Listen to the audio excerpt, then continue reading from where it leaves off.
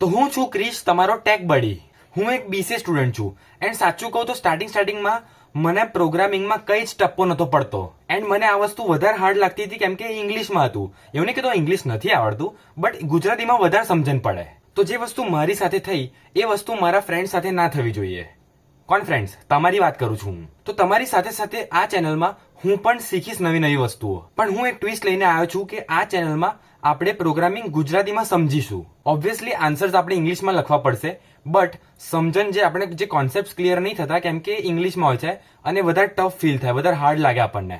તો આપણે આજથી જ સ્ટાર્ટ કરી દઈશું કે વોટ ઇઝ પ્રોગ્રામિંગ. તો પ્રોગ્રામિંગને સમજતા પહેલા આપણે એક વસ્તુ માઇન્ડમાં એક ફિટ કરી દેવાની છે કે કમ્પ્યુટર છે ને બાગ્ગુ છે, એને કંઈ જ નહીં આવડતું. આપણે લોકો સ્માર્ટ છીએ. હું કેમ આવું કહું છું? કેમ કે પ્રોગ્રામિંગ એક એવી વસ્તુ છે જેમાં આપણે કમ્પ્યુટરને ઇન્સ્ટ્રક્શન્સ આપવા પડે કે તારે આ ટાસ્ક કમ્પ્લીટ કરવાનો છે. કેમ કે કમ્પ્યુટરને નથી ગુજરાતી આવડતું, નથી હિન્દી આવડતું, નથી ઇંગ્લિશ આવડતું, નહીં કઈ જ લેંગ્વેજ નથી આવડતી. એને ખાલી ઇન્સ્ટ્રક્શન સમજણ પડે. તો બેઝિકલી કોઈ બી પ્રોબ્લેમને સોલ્વ કરવા માટે આપણે કમ્પ્યુટરને કહેવું પડે કે તું આ વસ્તુ ફોલો કર. એને જ પ્રોગ્રામિંગ કહેવાય. ફોર એક્ઝામ્પલ, મારે કમ્પ્યુટરને કહેવું છે કે તું 2 નંબરને એડ કર. એના માટે મારે set of rule, set of instructions લખવા પડશે. ત્યાર જઈને કમ્પ્યુટર 2 નંબરને એડ કરશે. અને જે મેં બધા ઇન્સ્ટ્રક્શન્સ અગર હું લખી લઉં અને આ બધા ઇન્સ્ટ્રક્શન્સ ભેગા થાય તો એને કહેવાય પ્રોગ્રામ. એક બહુ સિમ્પલ ભાષામાં અગર આપણે સમજીએ તો હું તમને અગર કહું કે તમારે દુકાનમાં જવાનું છે, દૂધની કોથરી કે થેલી કંઈ લેવાનું છે એન્ડ પાછું આવી જવાનું છે, તો મેં તમને આ ઇન્સ્ટ્રક્શન્સ આપ્યા જે તમે ફોલો કરશો. હા, એનો તમે લોકો તમારામાં તો આટલું હશે કે તમે ફટાફટ જઈને લઈ આવશો, પણ કમ્પ્યુટરને કંઈ જ ના ખબર પડે, એને આપણે સમજાવવું પડે. તો આપણે પ્રોગ્રામિંગ તો સમજી લીધું કે શું છે, બટ હું જ્યાં પણ જઉં ને ત્યાં લોકો એવું કહે કે તું કોડિંગ કરું છું, તું કોડર બનીશ ને, કેમ કે હું બીસીએ કરું છું.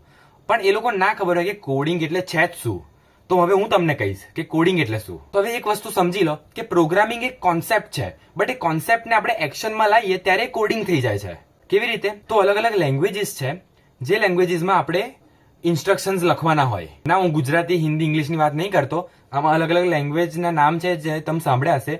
સી છે, C++ છે, જાવા છે, HTML, CSS, જાવાસ્ક્રિપ્ટ, આ બધી લેંગ્વેજીસના નામ છે. તો બસ પ્રોગ્રામિંગમાં આપણે ખાલી પ્લાન કરવાનું કે શું કરીશું આપણે, એન્ડ કોડિંગમાં આપણે એકચ્યુઅલમાં ઇન્સ્ટ્રક્શન્સ આપવાના કમ્પ્યુટરને, એ પણ સ્પેસિફિક લેંગ્વેજમાં. તો આઈ હોપ તમને ક્લિયર થયું હશે આજના વિડીયોમાં કે પ્રોગ્રામિંગ શું છે એન્ડ કોડિંગ શું છે.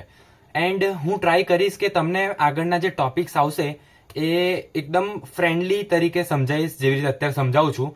એન્ડ કંઈક ફીડબેક આપવો હોય તો કમેન્ટ સેક્શન છે જ તમારી જોડે, તમે કમેન્ટ કરી શકો. એન્ડ આપણે નેક્સ્ટ વિડીયોમાં જે ટોપિક ભણવાના છે એ ટોપિકનું નામ છે એલ્ગોરિધમ એન્ડ ફ્લો ચાર્ટ્સ. કઈ ડાઉટ હોય તો કમેન્ટ સેક્શન ઓપન જ છે. તો હવે આપણે મળીશું નેક્સ્ટ વિડીયોમાં.